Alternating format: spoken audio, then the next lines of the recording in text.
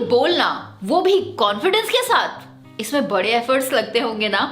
बहुत से लोग शायद यही सोचते हैं, और वहीं कुछ लोग शायद ये भी सोचते होंगे कि अरे ये काम सबके बस का नहीं है। पर एक फैक्ट ये भी है कि अगर आप खुद को लेकर कॉन्फिडेंट हैं तो आप चाहे कोई भी काम क्यों ना कर रहे हो, आप कॉन्फिडेंस के साथ निडर होकर कर सकते हैं।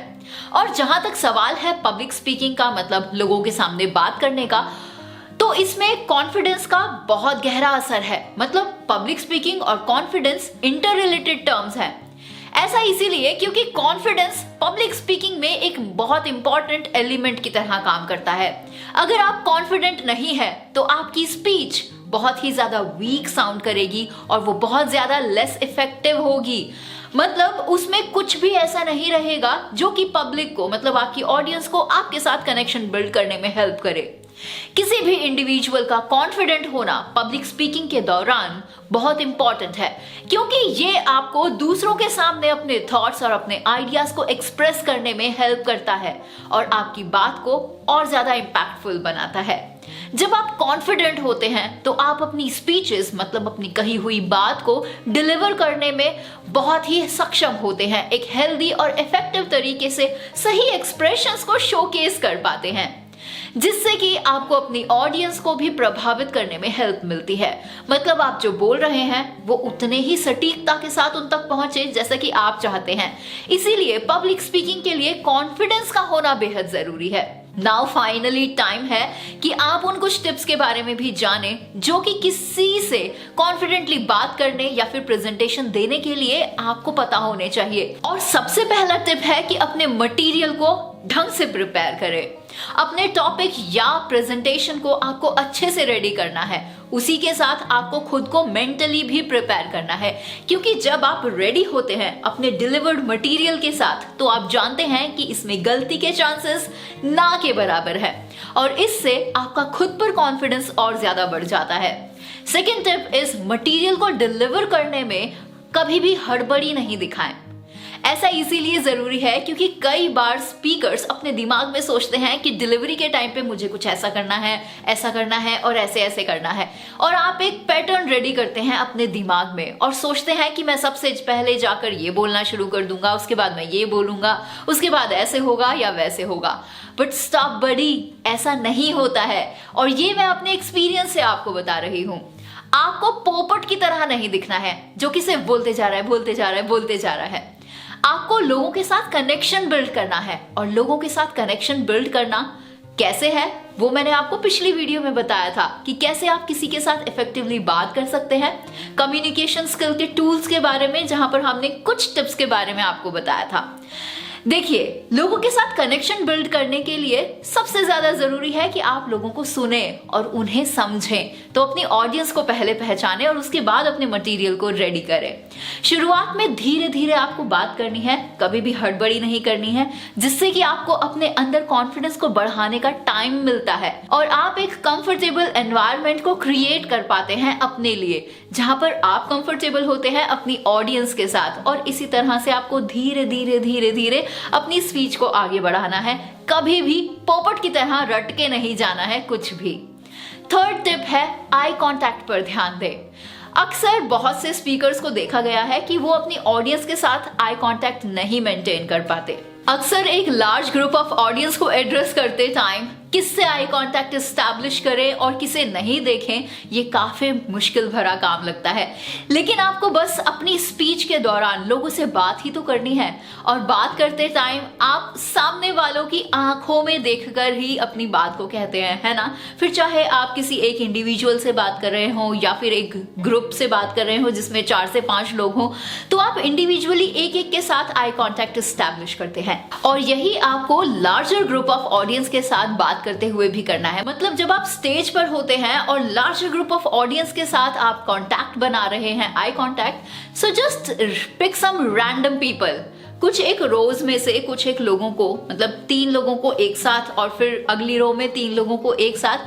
आपको उन्हें एक ग्रुप नहीं, एक इंडिविजुअल की तरह देखना है और उनसे आई कांटेक्ट एस्टैब्लिश करना है। इससे यह होगा कि आपकी कही हुई बातों का इम्पैक्ट और ज्यादा बढ़ जाएगा। फोर्थ टिप इज अपनी वॉइस टोन पर ध्यान दें। आपको अपनी आवाज को यूज अच्छे से करना है।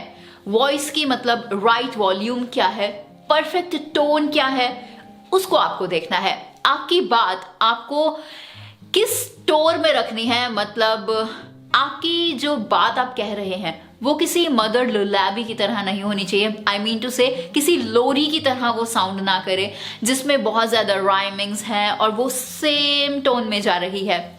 ऐसा नहीं करना। आपकी स्पीच को मधुरता से नहीं भरना है, बल्कि आपकी स्पीच के अंदर फुल ऑफ एनर्जी का रिफ्लेक्शन होना चाहिए। वही एनर्जी लोगों के अंदर भी फ्लो करेगी।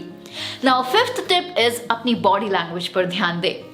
अपनी बॉडी लैंग्वेज को कंट्रोल करें। आप कैसे खड़े होते हैं आपको उस पर ध्यान देना है। सही हैंड जेस्चर्स का आपको यूज करना है। नोटिस करें कि आपके स्पोकन वर्ड्स आपके फिजिकल रिएक्शंस से ही सिंक करते हो, और ऐसा आप खुद को शांत रखते हुए कर सकते हैं। और शांत आप कैसे रह सकते हैं वो आप कर सकते हैं डीप ब्रीदिंग को प्रैक्टिस करते हुए, जिसके ऊपर हमने प्रीवियस वीडियोस के अंदर भी बताया है कि आप डीप ब्रीदिंग को कैसे प्रैक्टिस करते हैं और कौन से वेरियस टूल्स हैं जिनकी हेल्प आप ले सकते हैं खुद को काम रखने के लिए। Now last sixth tip is बहुत सारी प्रैक्टिस करें। प्रैक्टिस करना बेहद जरूरी है, इससे आपका कॉन्फिडेंस और भी बढ़ जाता है। प्रैक्टिस जितनी भी बार की जाए उतनी ही कम होती है, इसीलिए आपको अपनी प्रेजेंटेशन और स्पीच मटेरियल को रेडी करने के साथ साथ ही अपनी प्रैक्टिस भी करते रहना है।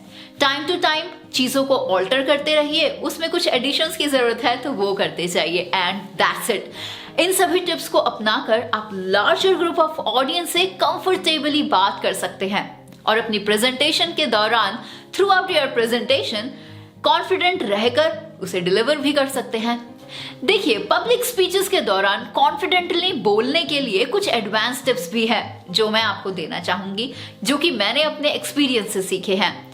तो लास्ट 6 प्रो टिप्स जो अभी हमने आपको पहले दिए उनको तो आपको नोट बनाना ही है, और अब जो हम टिप्स आपको देने हैं उनके लिए भी आप नोट बना लीजिए और इन्हें प्रैक्टिस जरूर कीजिए। जिसमें से फर्स्ट एडवांस टिप है कि अपनी स्पीच में मुहावरे या फिर रिलेटेड सही शब्दों का ही यूज कीजिए, जिससे कि आपके मैसेजेस और स्पीच का मोटिव दोनों ही समझ में आए।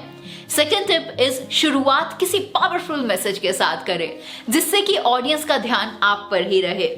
थर्ड टिप इज अपनी बॉडी लैंग्वेज को भी ध्यान में रखें। हमेशा सीधे ही खड़े हो और हमेशा सर उठाकर बोले।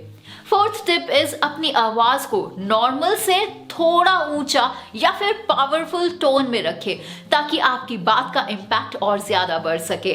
फिफ्थ टिप इज अपनी ऑडियंस के साथ आई कांटेक्ट बनाएं और ऑडियंस के इमोशंस से ही खुद को जोड़ने की कोशिश करें। सिक्स्थ टिप इज जितना ज्यादा हो सके उतनी ज्यादा सिंपल अपनी लैंग्वेज को रखें और लंबे भाषण कभी ना दें, और एक बात को बार बार बिल्कुल भी ना दोहराएं। And I am sure in tips को अपनाने से आप अपने पब्लिक स्पीचेस के दौरान कॉन्फिडेंटली भी दिख सकते हैं और अपनी स्पीचेस को इफेक्टिवली भी डिलीवर कर सकते हैं। इसके अलावा पब्लिक स्पीकिंग के ट्रेनिंग और कोचिंग प्रोग्राम में भी आपको खुद को एनरोल करना चाहिए, just by visiting www.tegonity.com website, और खुद को एनरोल कीजिए master the art of public speaking training programme में, जिससे आप अपनी स्किल्स को और ज्यादा इंप्रूव कर सकते हैं। तो पब्लिक स्पीकिंग सीरीज के नेक्स्ट 36th एपिसोड में हम बात करेंगे that why to learn communication skills. क्यों जरूरी है आपके लिए कम्युनिकेशन स्किल्स को जानना और उनमें सुधार करना। So this is Divya from tegonity.com. Do subscribe to the channel to get notified for the next upload because subscription बिल्कुल फ्री है। तो जल्द आपसे मुलाकात होगी एक नई वीडियो में। Till then, goodbye, take care, जय हिंद।